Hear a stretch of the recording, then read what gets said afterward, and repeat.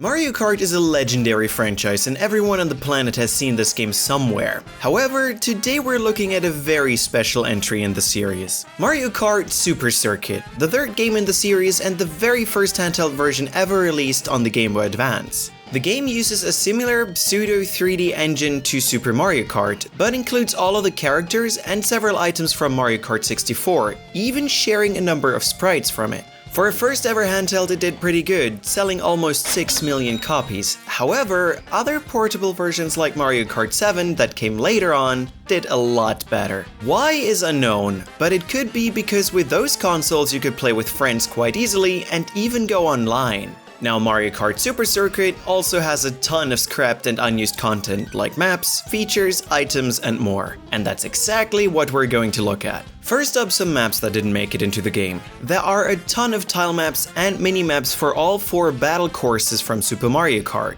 These could have been used as placeholders before the new ones were completed. Or it may have been possible to unlock these courses just like the tracks at some point. Unlike all the other tracks and battle courses in the game, which are stored in chunks, these are each stored in one piece, just like they are in Super Mario Kart. So another option is that these were imported from the SNES game and put in the game to be worked on, but got scrapped eventually. Clearly a bit of a weird addition to the game.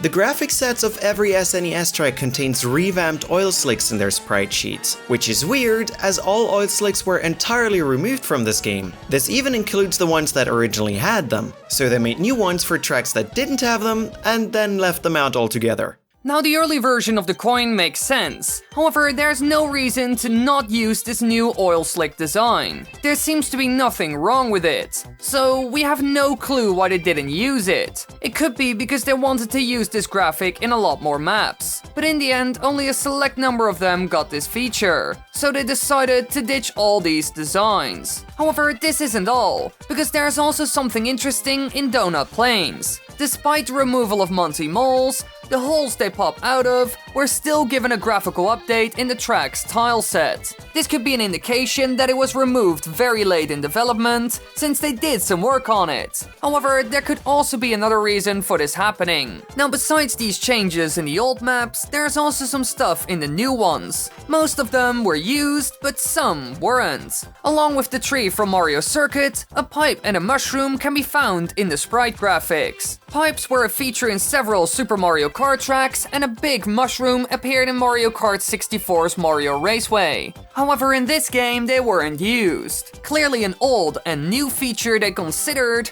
but ended up not using. Likewise, fuzzies from Super Mario World 2 Yoshi's Island appear with Sky Garden's Beanstalk graphics, implying these were intended to appear in the course at some point. Yet again, they were scrapped, and there isn't even a hint, nothing at all, why this could have happened. Ribbon Road also has 2 left out things, a spinning smiling star and a strange UFO toy. They appear near the gift box sprite graphics for the map. The UFO has no palette of its own, so a modified version of the present box palette with white replacing the darker shade of blue was applied to it. And we aren't even sure if it's really a toy. Now both these assets are and aren't very fitting for Ribbon Road. That map is a kid's room after all, so it's a bit iffy.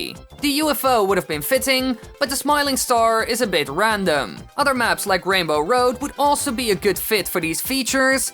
However, we don't really know what the plan was for these. But since they are found in the Ribbon Road files, they were most likely meant to appear there. Now there were also some earlier versions of graphics in the files. Every track tile set in the game has an earlier version of the zipper and jump panel graphics, which are overwritten with different versions in-game. On the earlier version of the zippers, the arrows do not flash, the arrow and yellow square are outlined, and the shade of red used is darker in the final sprite. They probably did this with the zipper so people could see it better. It seems to be the only logical reason at least. However, the jump panels lost a great deal of detail, partially due to the fact that the darker shade of yellow is overwritten with flashing red color used on the final version of the zipper. They are more visible, however visually they aren't as good. There were also a number of items scrapped from the game. Banana Bunch, Gold Mushroom, and fake item box from Super Mario Kart 64 were also supposed to make a reappearance, but apparently weren't finished in time for the game's release.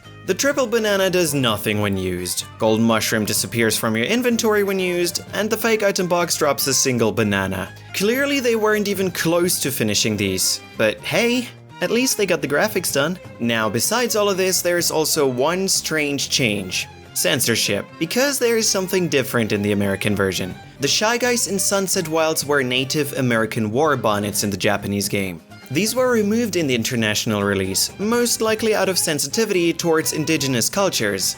Certainly an interesting change. And that's where it all ends, folks. Now you know what's hidden in the files of the game.